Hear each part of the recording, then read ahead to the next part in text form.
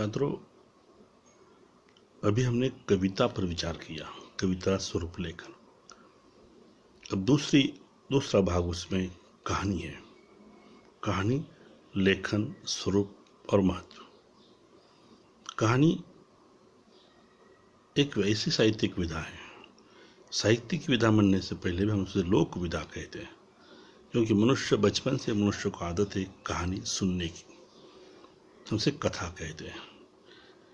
कथा जीवन की कथा होती है, इसलिए समाज में घटित घटना जो कही जाती है वो कहानी होती है। उसी के लिए समय की निश्चित रूप में मर्यादा है, शब्दों की मर्यादा होती है, परंतु प्रसंग और घटना का भी उसमें यथार्थ रूप में चित्रण होता है। कहानी ये अनादिकाल से आई हुई एक साहित्यिक विधा है। मानव सभ्यता के विकास के साथ साथ कहानी में भी विकास हुआ। मनुष्य कहता है और दूसरा मनुष्य सुनता है। कहना और सुनना जो विविधता है वो कहानी बनती है। हमने कहा कि कविता ये गाई जाती है, तो कहानी सुनाई जाती है, पढ़ी नहीं जाती है। पढ़ना अलग बात है। हम जब कहानी बताते हैं तो हम उसे समझ सकते हैं। तो साहित्य में भी ऐसी कहानियाँ लिखती है। कहानी अन्य विधा की अपेक्षा बहुत लोकप्रिय है, क्योंकि वो छोटी होती है, उसकी शब्द मर्यादा है, समय मर्यादा है। इसलिए कम समय में बहुत कुछ कहने वाली जो विधा है वो कहानी है। इसलिए लोकप्रिय विधा के रूप में कहानी मानी जाती है। आज वैज्ञानिक युग में मनुष्य के पास समय का अभाव है, फिर भी कभी अपना मनुष्य ज्ञान प्राप्त करना चाहता है, वह कहानी के माध्यम से प्राप्त करता है। कहानी का मूल अर्थ है कहना, या जो कही जाए वह कहानी बनती है। वक्ता और श्रोता के बीच में कही और सुनी जाने वाली बात जो होती है वह कहानी कही जाती है। किसी घटना या प्रसंग के बारे में व्यक्ति अपने विचार दूसरे व्यक्ति से कहता है और दूसरा सुनता है। कहना और सुनना यह दो प्रक्रियाएं होती है, उसे कहानी कहा जाता है। कहानी का प्राचीन रूप वेदों में, पुराणों में मिलता है, पाया जाता है, परंतु आज गद्य की विधा में वो रूप अधिक विकसित है। जीवन कहानी का आकार बहुत संक्षिप्त होता है, एक संक्षिप्त आख्यान उसे कहा जाता है, जो आज पाठकों पर पूर्ण प्रभाव डालता है।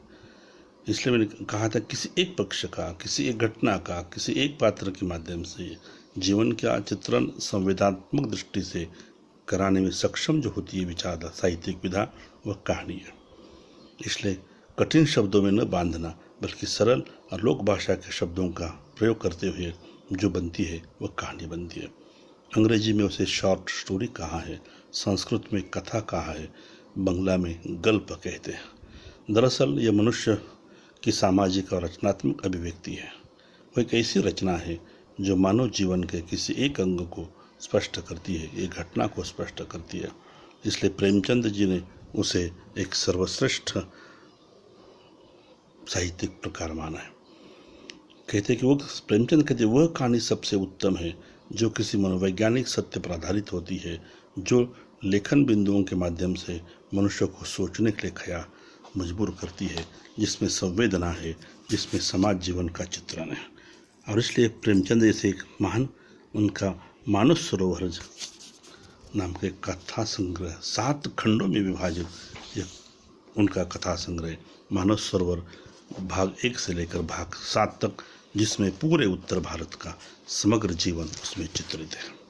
तो निश्चित रूप में उसका कहानी के रूप में कहा जाता है, जिसमें जिज्ञासा होती है, रोचकता होती है, आकार संक्षिप्त होता है, शीर्षक होता है, उसका आरंभ होता है, उसमें मध्य होता है और अंत भी होता है। 3 भागों में विभाजित यह कहानी होती है, जो लेखन हमें निश्चित रूप में मार्गदर्शक बन सकती है। कहानी लेखन की एक प्रक्रिया है। जो नया लेखक किसी न किसी संवेदना के स्तर पर किसी चिंतन करते हुए विचार करता है और किसी विषय पर लिखने के लिए बाध्य होता है। जब वह हर उस पहलू का चिंतन करे, उस पर लेखन करे, तो शायद ये बात होती है जिसमें जीवन जगत में, आसपास में जो भी घटना घटती है, अच्छी हो चाहे बुरी हो, उस घटना का, प्रसंग का वो चित्रण करे, वो कहानी बन जाती है। कहानी आवेगात्मक होती है, संक्षिप्त होती है, प्रबल होती है, सच्चाई उसमें जान होती है, बल्कि सच्चाई के साथ साथ व्यापक जीवन की परिभाषा उसी के माध्यम से की जाती है। कहानी सत्य तब होती है जब उसमें रोचकता होती है, वास्तविकता होती है। जब कहानीकार उसमें जान डालता है और पाठकों को प्रभावित करता है, वो कहानी बनती श्रेष्ठ। श्याम सुंदर दास कहते हैं कि कहानी एक निश्चित लक्ष्य या प्रभाव को लेकर लिखा गया नाटकीय आख्यान है। मनोवैज्ञानिक दृष्टि से कहानी की प्रमुख विशेषता होती है जिसमें चरित्र, चित्रण और कथानक होता है। मनोवैज्ञानिक कहानी गतिशील होती है, सामाजिक कहानी है, राजनीतिक कहानी है, सांस्कृतिक कहानी है, धार्मिक कहानी। जैसा जैसा कहानीकार अपना भाव स्पष्ट करता है, कहानी उसी रूप में आगे बढ़ती है। निश्चित रूप में कहानी की परिभाषा करते समय कहा गया है कि एक बैठक में पढ़ी जाए वो कहानी होती है, जो 20 या 40 मिनट में पढ़ी जाए वो कहानी होती है, जिसमें 1 या 2 घटनाओं का चित्रण है वो कहानी है। मतलब बैठक में 20 मिनट में पढ़ने वाली जो व्यवस्था है, विधा है, वो कहानी है। आज विज्ञान, तंत्रज्ञान या प्रसार माध्यम के कारण, प्रौद्योगिकी के कारण मनुष्य के पास समय नाम की समस्या है। आज महाकाव्य या बहुत बड़े ग्रंथ पढ़ने के लिए मनुष्य के पास समय नहीं है, परंतु मनुष्य मनोरंजन करना चाहता है और इसलिए वो कहानी की तरफ आकर्षित हो चुका है।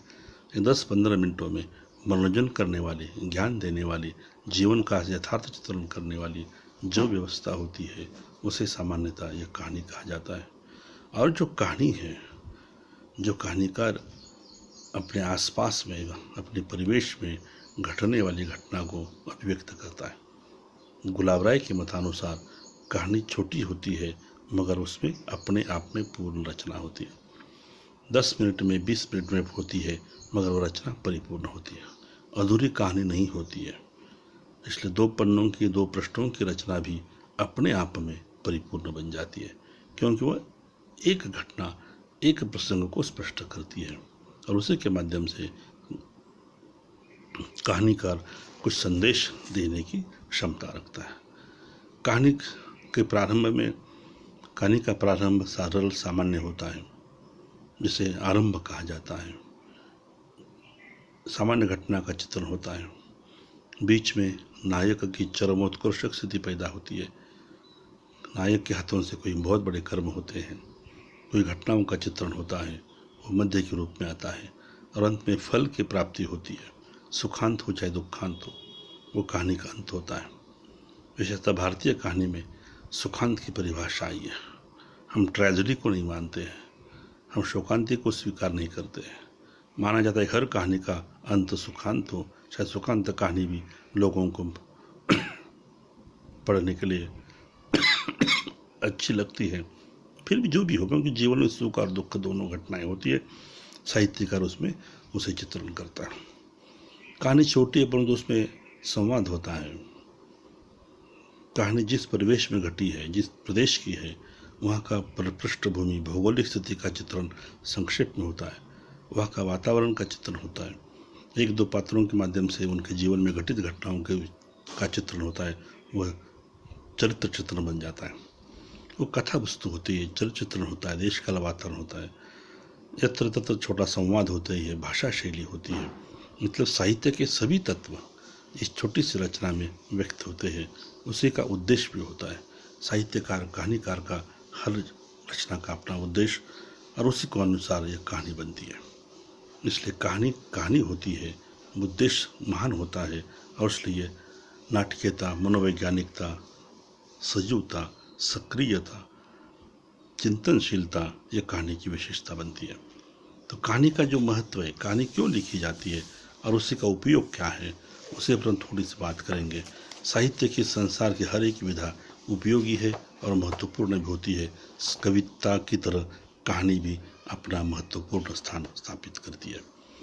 हमने कहा कि केवल मनोरंजन करना साहित्यकार का कर्म नहीं है, बल्कि ज्ञान देना भी है। तो साहित्यिक कविता की उपयोगिता मनोरंजन के साथ साथ ज्ञान देना भी है।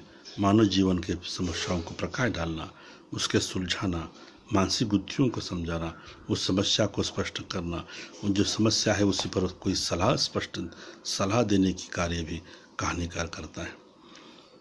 संस्कार कहानी के रूप में दरअसल वास्तविक रूप में कहते हैं कि सत्य, शिव और सुंदरम की स्थापना करना यह कहानी का उद्देश्य है, मकसद भी है। जब कहानी सच्चाई को स्पष्ट करती है, संवेदनाओं को स्पष्ट करती है, मुंह से मूर्त रूप देती है, तो साहित्य कहानी उपदेश प्रधान बनती है। क्योंकि कहानी बच्चे सुनते हैं तो उनके पीछे भी उपदेशात्मकता होती है। बच्चे सुनकर अपनी मनोभूमि, पृष्ठभूमि तैयार करते हैं। जो भी हम कहते हैं कि जिजाऊ ने शिवाजी को कहानियां सुनाई, इसलिए शिवाजी शिवाजी बना है। इतिहास साक्षी है, जो भी पुरुष, महापुरुष, ऐतिहासिक पुरुष बने, उनके माता पिता, उनके गुरु ने कहानियां सुनाई है। हमने कहा कि वेद पुराणों में कहानियां मिलती है, ऋषि मुनियों की कहानियां हैं। ऋषि मुनि भी कहानी के माध्यम से अपने अध्ययन करते थे। छात्रों अपने शिष्यों को ज्ञान देते थे। मतलब ज्ञान देने की सबसे बड़ी व्यवस्था ये कहानी है। आज की दुनिया में, शायद किताबों की दुनिया में या संगणक की दुनिया में हो सकता है कहानी की तरफ लोग आकर्षित नहीं हो रहे, क्योंकि शायद व्यवस्था आज की विवशता है भी। फिर भी यह कहानी निश्चित रूप में हमें चिंतनप्रद होती है। मानवीय जीवन के सुख और दुख के दो पहलू हैं, तो फिर भी कहानीकार अपनी कहानी के माध्यम से सुख और दुख दोनों का चित्रण करता है, और साथ साथ ये भी स्पष्ट करता है दुख है इसलिए हारना नहीं, संघर्ष करना जीवन का सूत्र है। ऐसे कई नायकों का निर्माण करता है, उस नायकों के जीवन में ऐसी कई घटनाओं को उपस्थित करता है जिससे नायक संघर्ष करता हुआ आगे बढ़ता है। तो कहानी में जो पात्र है, जो चित्रण है, जो घटना है, वो मानवीय जीवन से जुड़ी होती है, चाहे वह किसी भी समाज की हो। अतः हम कह सकते हैं कि सामाजिक दृष्टि से और मानसिक दृष्टि से यह कहानी मनोवैज्ञानिक बनती है। सामाजिक कहानी होती है, राजनीतिक कहानी होती है और सांस्कृतिक कहानी बनती है।